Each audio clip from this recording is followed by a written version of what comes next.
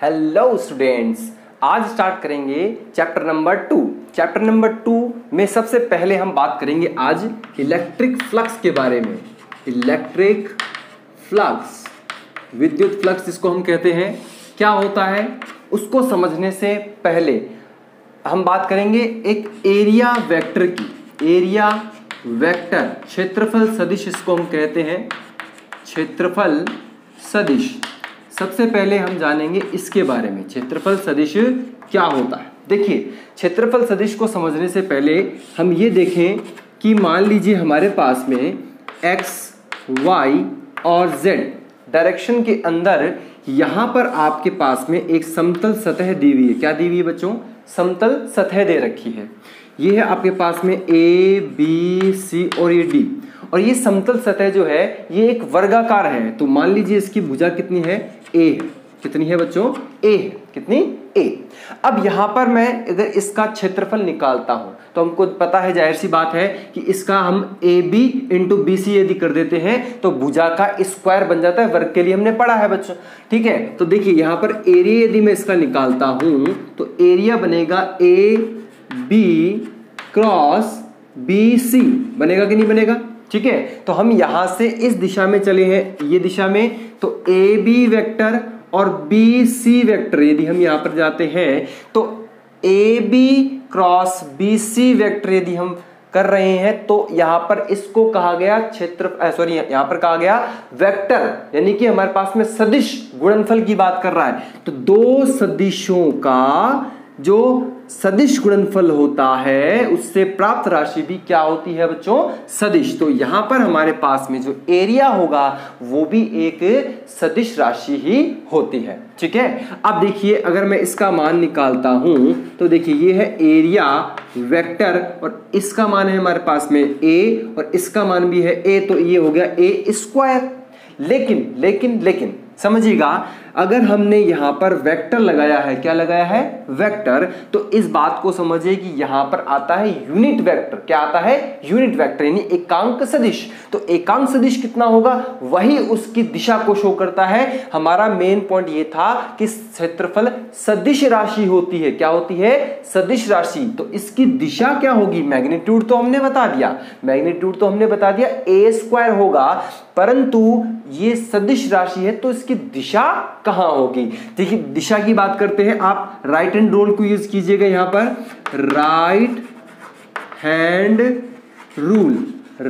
Rule की यदि हम बात करेंगे तो अपने सीधे हाथ को उठाइए और AB की डायरेक्शन में ऐसे रख दीजिए, ठीक है, और BC की डायरेक्शन में इसको ऐसे कर्ल कीजिए यूं करके। तो यदि ऊपर की ओर जाएगा तो अंगूठा जो है वो उसकी दिशा को शो करेगा। तो देखिए, AB से अपन BC की तरफ जा रहे हैं तो डायरेक्शन आ रही है बाहर की ओर, और ये कौन सी डायरेक्शन है? Z वाली।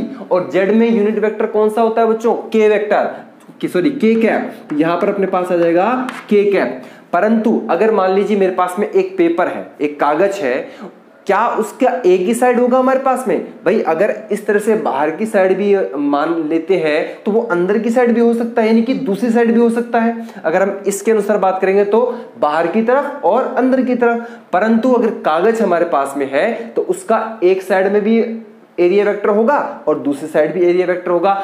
मींस कहने का ये है कि हमारे पास में जो 2D स्ट्रक्चर्स होती हैं उनका दोनों तरफ एरिया वेक्टर होता है।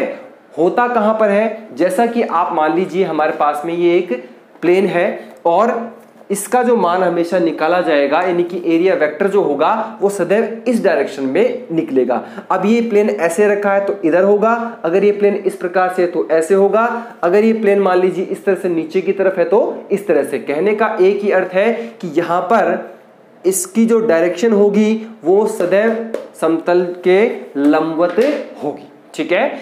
एक और एग्जांपल ले लेता हूं, या ऐसी को समझ लीजिए, इसमें अंदर की तरफ होगा तो इसी चीज को आप कैसे लिखेंगे? A स्क्वायर माइनस में K क्या? अंदर की तरफ, ठीक है। चलिए एक ही चीज और समझते हैं इसी के अंदर। मान लीजिए हमारे पास में इस तरह से यूं करके हमने यहाँ X, यहाँ Y और यहाँ Z, ये हमने एक प्लेन को लिया है। ये कौन से तल में है बच्चों? ये कौन से प्लेन में है? देखिए यहाँ पर हमारे पास में है ये एक्स और जेड के अंदर।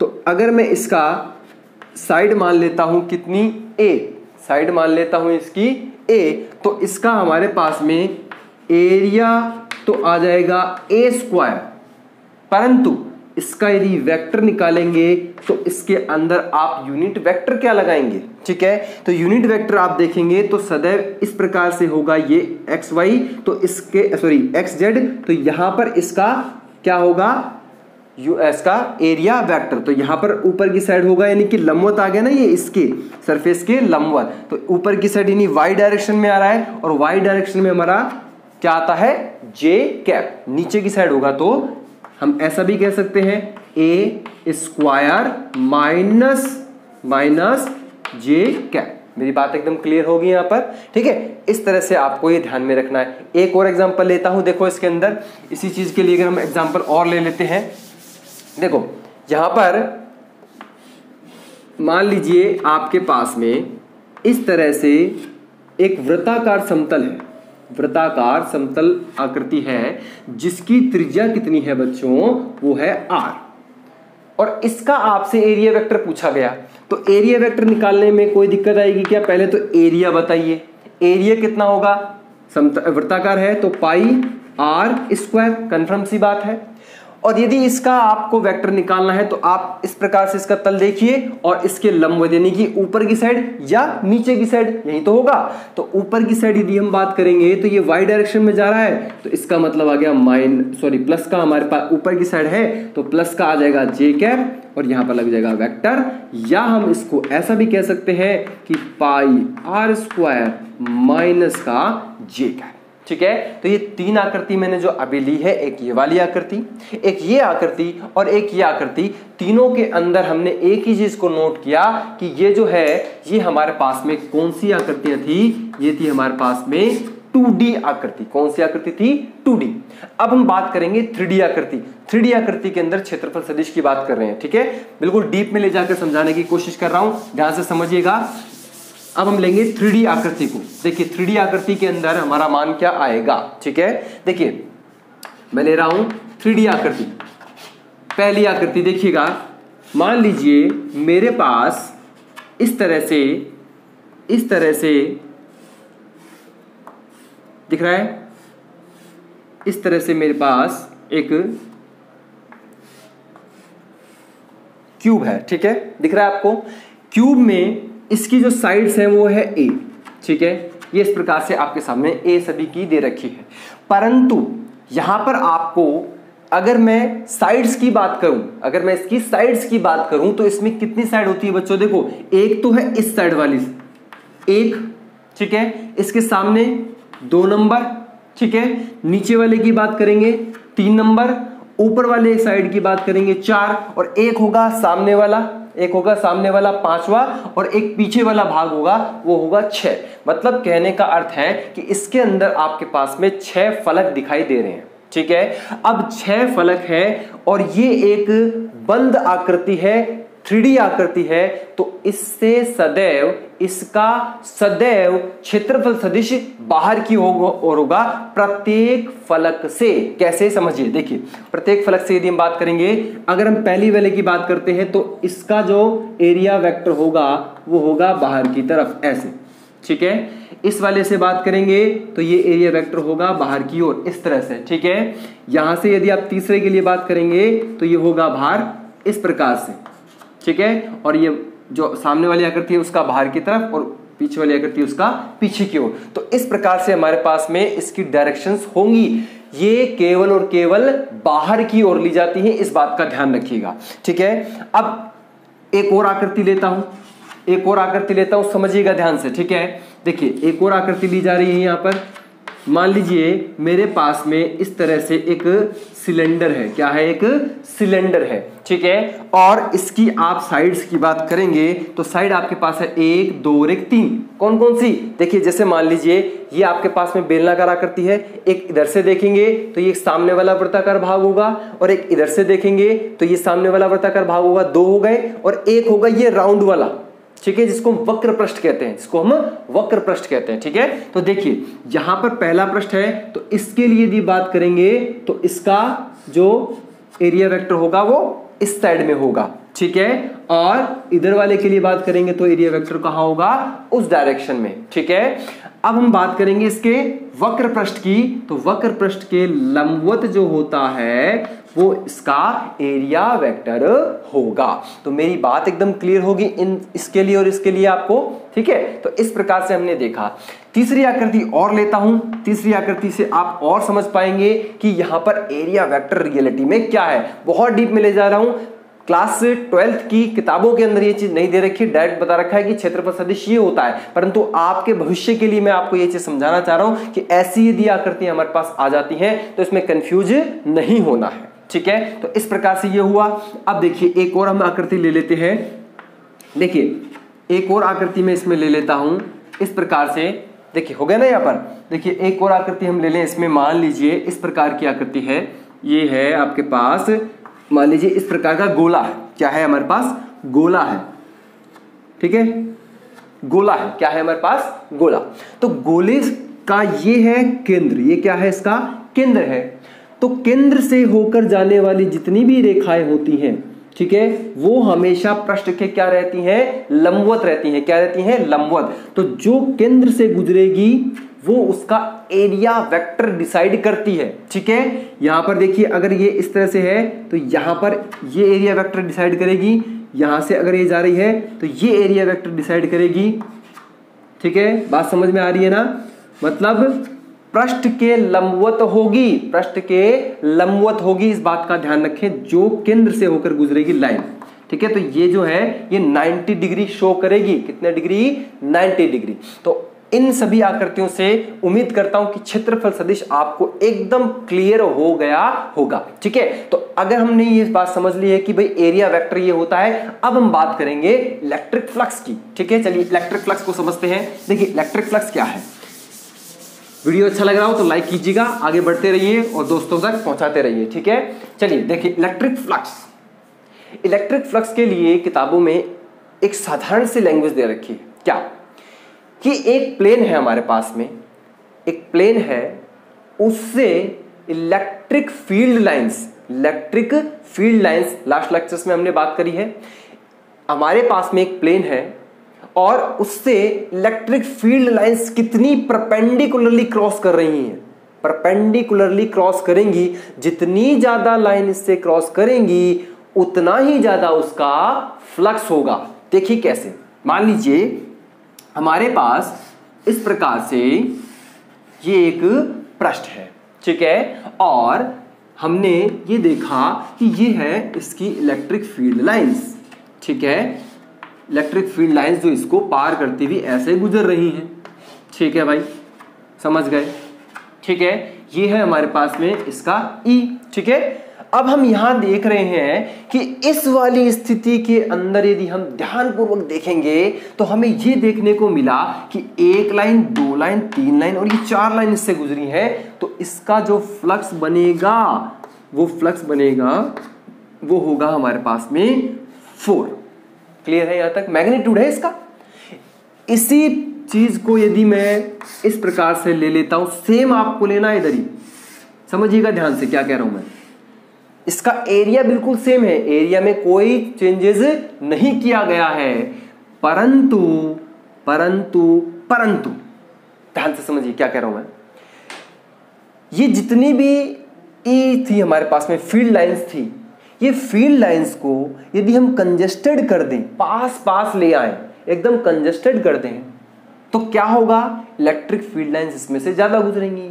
और दूसरे वे में हम इसको कहें तो विद्युत क्षेत्र इसमें ज्यादा होगा। तो यानी कि कंजेस्टेड जब ये लाइन हो जाएंगी तो आप इसको ऐसे कह सकते हैं, क्या देखो, ये यहां से इससे पार हुई, ये इससे पार हो गई, ठीक है, पास पास हो जाएंगी। तो पास पास होने से आप समझ सकते हैं कि यहां पर फील्ड लाइंस बढ़ गई हैं। देखिए ये हमने हमारे पास में एरिया था, सेम एरिया है, ठीक है, सेम एरिया में से फील्ड लाइंस इस बार ज्यादा गुजरी हैं। तो इसका जो हमारा E होगा, सॉरी 5 होगा, वो कितना हो गया, देखो 1 2 3 4 5 6 7, कितना हो गया बच्चों, 7। मतलब कि इन दोनों से एक ही कंक्लूजन निकल के हमारे सामने आता है। वो कंक्लूजन ये आता है कि फाई जो है, हमारा जो फाई है वो इलेक्ट्रिक ई पर डिपेंड कर रहा है, इसकी यानी कि डेंसिटी पर डिपेंड कर रहा है। तो हम यहां कह सकते हैं कि फाई समानुपाती है किसके? ई के। क्लियर हो गई यहां तक की स्थिति। अब हम एक चीज और इसमें समझेंगे। भैया चलो हमने ये चीज समझ ली कि आपने इलेक्ट्रिक फील्ड लाइंस को बढ़ाया, इलेक्ट्रिक फील्ड लाइंस को बढ़ाया तो ये फाई बढ़ गया। लेकिन अगर हम ऐसा करते कि भाई एरिया को बढ़ा दिया जाए, एरिया को बढ़ा दिया जाए, किसको बढ़ा दिया जाए? एरिया को, तो उस समय जो ऊपर वाली लाइंस थी वो भी इसमें से गुजरने लग गई, है कि नहीं? इसमें से गुजरेंगी कि नहीं? इस तरह से। मतलब यहां अगर आप ध्यानपूर्वक देखें तो आप ये गौर करेंगे कि ये जो बाहर वाली लाइंस थी, ये जो बाहर वाली लाइंस थी वो भी अब इस एरिया के अंदर ही आ गई हैं।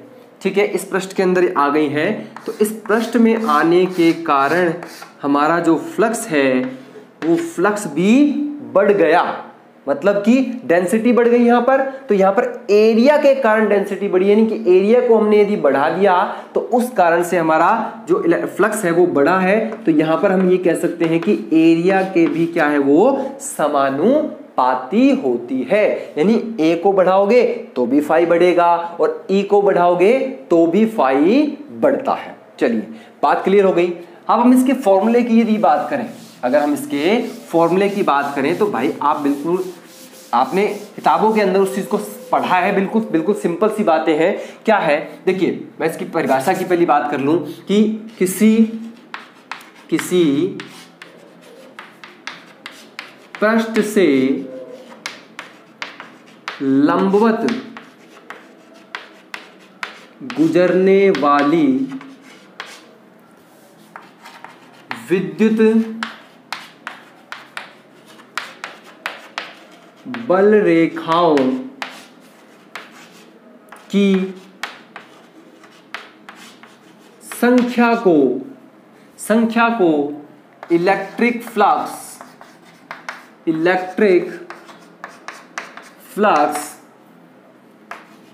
कहते हैं। समझ में आ रही बात? लंबवत गुजरनी चाहिए। अब लंबवत गुजरेगी तो सिंपल सा एक फॉर्मूला हमारे पास में आपने पढ़ा होगा, वो है हमारे पास में ई ए कॉस थीटा। भाई कॉस थीटा कहां से आ गया? अभी तो हमने ई और ए की बात करी थी ना। कॉस थीटा कहां से आया? अगर ये कॉस थीटा है तो क्या इसको हम ऐसा लिख सकते हैं? ये तो आपने पढ़ा होगा 11वीं क्लास के अंदर। सर 11वीं क्लास की बात ना करें आप, 11वीं क्लास की बातें करते ही रोंगटे खड़े हो जाते हैं, है ना। चलिए देखो अभी समझाता हूं इसके अंदर कि कॉस थीटा कैसे आ रहा है। ठीक है, हमें ये ध्यान में रखना है, फॉर्मूला हमारे पास में E vector dot A vector होता है। ठीक है, चलिए एक चीज समझिएगा, बात समझिए कि मान लीजिए मेरे पास इस प्रकार से एक सरफेस है। ठीक है, इस सरफेस का एरिया वेक्टर कहाँ होगा बच्चों? वो होगा ऐसे, ये होगा कि नहीं होगा? एरिया वेक्टर यही होगा। ठीक है, अगर मैं ये कहूं कि इससे गुजरने वाला इलेक्ट्रिक फील्ड जो है वो इस तरह से है, यू, सही है, ये है हमारे पास इलेक्ट्रिक फील्ड। अब आप खुद बताइएगा, ये अगर इससे थीटा कोण बना रहा है तो जो ये आंसर हमारे पास में आया ई ए कॉस थीटा, तो यहां पर आप इसको यदि देखें ध्यानपूर्वक तो आप एक बात समझेंगे। क्या भाई? एक बात आप समझेंगे कि हमने यहां कहा था लंबवत गुजरने वाली बल रेखाओं की संख्या, मींस यहां जो फ्लक्स क्रिएट होगा वो इस ई के कारण नहीं होकर इसके कंपोनेंट के कारण होगा, जो कि इधर अगर आप इसको ऐसे देखें तो इस डायरेक्शन में अगर कंपोनेंट आएगा तो वो कंपोनेंट यहां पर कौन सा होगा? वो होगा ई कॉस थीटा। कौन सा होगा? E cos theta. ठीक है। अगर हम इधर वाले की बात करेंगे तो ये कंपोनेंट क्या बन जाएगा, ई साइन थीटा, जो कि पृष्ठ के समानांतर होगा। समानांतर होगा तो वहां पर उसका आंसर रहेगा 0। इस बात को समझिएगा, लंबवत गुजरने वाली, लंबवत याद रखिए, ठीक है। तो लंबवत गुजरेंगी तो इसी डायरेक्शन में होने के कारण हमारा आंसर आएगा ये कॉस थीटा, जहां थीटा क्या है, ई और ए के मध्य का कोण है। ई और ए के मध्य का कोण होता है कौन, वो ये थीटा। तो मेरी बात एकदम क्लियर होगी। अब आप खुद सोचिए, सबसे ज्यादा मान फ्लक्स का कब मिलेगा, सबसे ज्यादा मान फ्लक्स का कब मिलेगा हमें। आप देखिए, ये जो पृष्ठ है हमारे पास में, ये जो पृष्ठ है, इससे जब लंबवत हमारी जो बल रेखा है वो गुजरेंगी, तभी हमारा मान सबसे ज्यादा मिलेगा। कैसे, देखिएगा। केस फर्स्ट, यदि थीटा की वैल्यू 0 डिग्री हुई। अब थीटा की वैल्यू 0 डिग्री कब होगी बताइए, थीटा की वैल्यू 0 डिग्री कब होगी, जब ये चीज यहां हो। भाई ये चीज जब यहां होगी तभी तो थीटा की वैल्यू 0 होगी, ठीक है। अगर थीटा की वैल्यू 0 है then cos 0 is equal to कितना, 1 होगा। बात क्लियर है। और अगर ये चीज 1 होगी देन फाई की वैल्यू यहां पर क्या मिलेगी आपको, वो मिलेगी ई और ए, जो कि मैक्सिमम होगी। क्या ये मेरी बात एकदम क्लियर है। थीटा वैल्यू होने पर हमारा मान आएगा ई इंटू ए।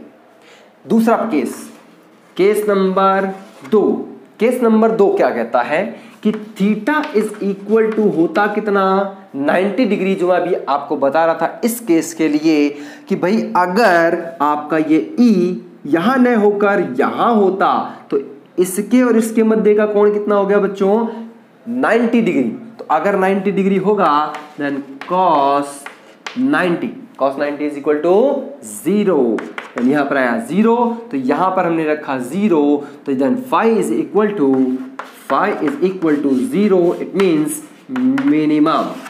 तो हमें एक चीज हमें यहां समझ में आई, हमें ये चीज समझ में आई कि जो इलेक्ट्रिक फील्ड लाइंस हैं वो यदि किसी सरफेस के परपेंडिकुलरली क्रॉस करती हुई जा रही हैं तब हमें फ्लक्स की वैल्यू ज्यादा मिलेगी, सबसे ज्यादा मिलेगी। इस तरह से याद रखिए।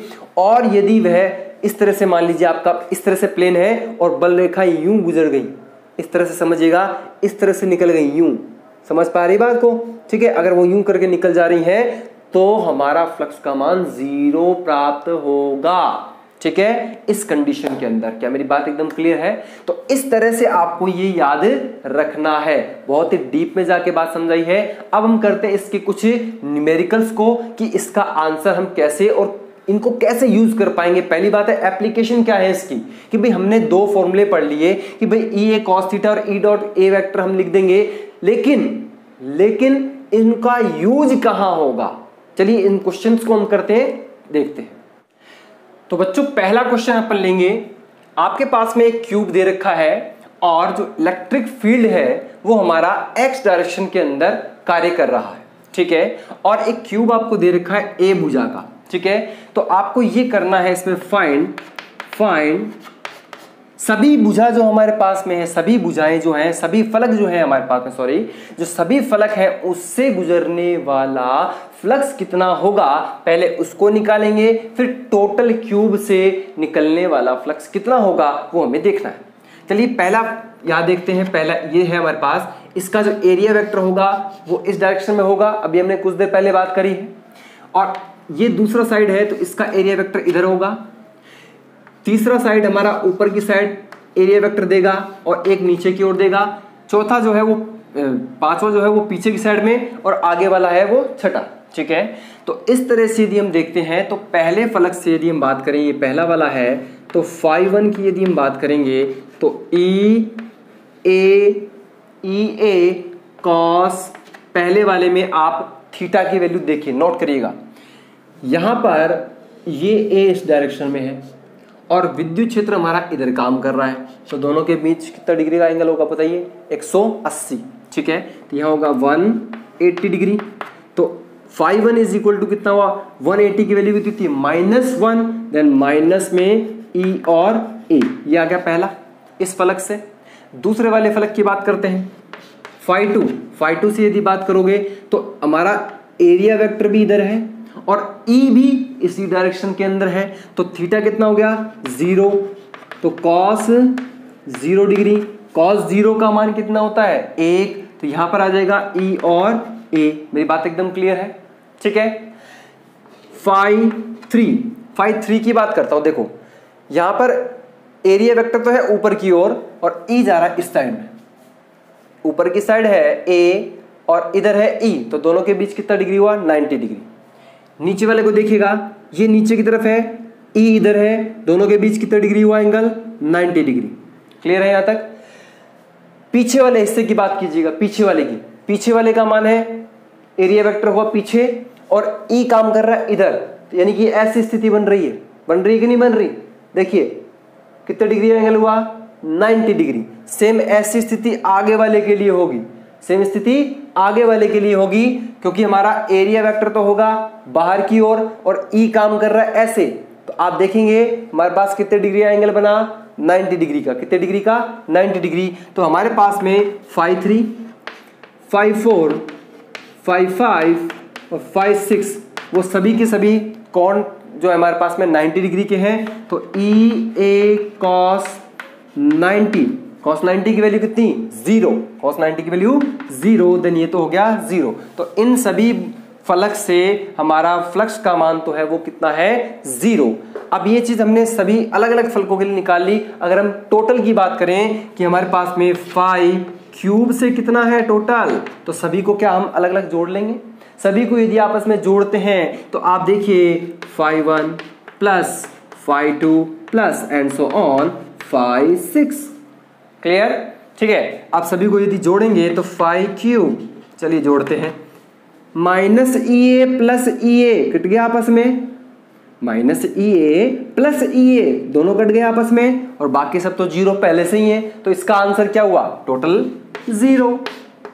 भाई क्यूब से गुजरने वाला जो फ्लक्स होगा वो होगा 0, ठीक है। इस तरह से ही हमने आंसर निकाला। ये चीज आप एक बार ध्यान रखिएगा, ये जो क्वेश्चंस होते हैं ये क्वेश्चन जो है वो यूनिफॉर्म इलेक्ट्रिक फील्ड के लिए काम करेंगे। किसके लिए, यूनिफॉर्म इलेक्ट्रिक फील्ड के लिए, ये ध्यान रखिएगा, यूनिफॉर्म इलेक्ट्रिक फील्ड यानी कि एक समान विद्युत क्षेत्र के लिए। प्लस इसमें एक चीज और याद रखिएगा, प्लस एक चीज और ध्यान रखिएगा कि इसमें कोई भी चार्ज नहीं होना चाहिए, no any charge in it, ठीक है, कोई भी चार्ज इसके अंदर मौजूद नहीं होना चाहिए। तो उम्मीद करता हूं कि ये पहला वाला क्वेश्चन आपको क्लियर हो गया होगा, ठीक है। अब हम चलते हैं अगले दूसरे क्वेश्चन की ओर, ठीक है। दूसरे क्वेश्चन में भी सेम सी प्रोसेस आपके सामने है, परंतु यहां पर आपको कुछ एक स्पेशल कंडीशन दे रखी है, उसको समझिएगा। देखिए E आपको उसी डायरेक्शन में दे रखा है, ठीक है। यहां पर जो इस क्यूब की दूरी है वो मूल बिंदु से इतनी दे रखी है, वो है आपके पास में x बराबर a, भुजाएं वही दे रखी हैं। तो पहले आप वही इसी तरह से सभी के मान को निकालेंगे, ठीक है। देन हम निकालते हैं फाई 1 की वैल्यू, किसकी वैल्यू, फाई 1 की। तो जब फाई 1 की वैल्यू आप निकालेंगे तो फाई 1 की वैल्यू आपको मिलेगी, वो मिलेगी E A cos, पहले वाले के लिए इधर आएगा मान, तो EA cos 180। इट मीन्स यदि हम आगे निकालें इसका मान तो क्या हमें EA माइनस में मिलेगा, मिलेगा कि नहीं मिलेगा, माइनस में मिलेगा, बहुत अच्छी बात। दूसरा मान यदि हम निकालते हैं तो वो होगा इस डायरेक्शन में, ये होगा EA cos 0 degree, it means EA, और बाकी सेम टू सेम इसी प्रोसेस के अंदर हमारा phi 3, phi 4, phi 5, phi 6 is equal to 0 आएगा, इसी तरह से, ठीक है। फटाफट समझिएगा, सभी को आपस में जोड़ दीजिए, सभी को आपस में जोड़ेंगे, परंतु एक चीज देखिएगा क्या मिल रहा है आपको। यहां पर यदि आप ध्यान से देखेंगे तो E की वैल्यू है ये वाली, E की वैल्यू है ये वाली, तो इसको यहां पर अगर हम रख दें तो देखो फाई क्यूब अगर हम देखते हैं तो देखिए माइनस ई की जगह पर मैंने रखा ई नॉट एक्स, ठीक है। ये यहां पर है ना पहले फलक के लिए, तो यहां से यहां तक की दूरी, तो ये हमारे पास में आ गई ई नॉट एक्स और हमारे पास में ये वाला ई का मान हो गया और ये हो गया ए। बात क्लियर, ठीक है। और दूसरा यदि मैं देखूं φ2 को, भाई φ2 कहां है, φ2 है यहां पर। तो देखिए खुद समझिए, यहां से यहां तक की दूरी ए थी और यहां तक की ए और ऐड हो गई, तो ए प्लस ए कितना हो गया 2a। तो x की दूरी जो है यहां से यहां तक की वो इस वाले फलक के लिए हो गई 2a, ठीक है। देखिए तो हमने यहां पर देखा कि भाई ई नॉट एक्स की जगह पर आ गया 2a, कितना आ गया बच्चों 2a, ठीक है। बाकी a हमारा आंसर आ ही रहा है आगे, ठीक है।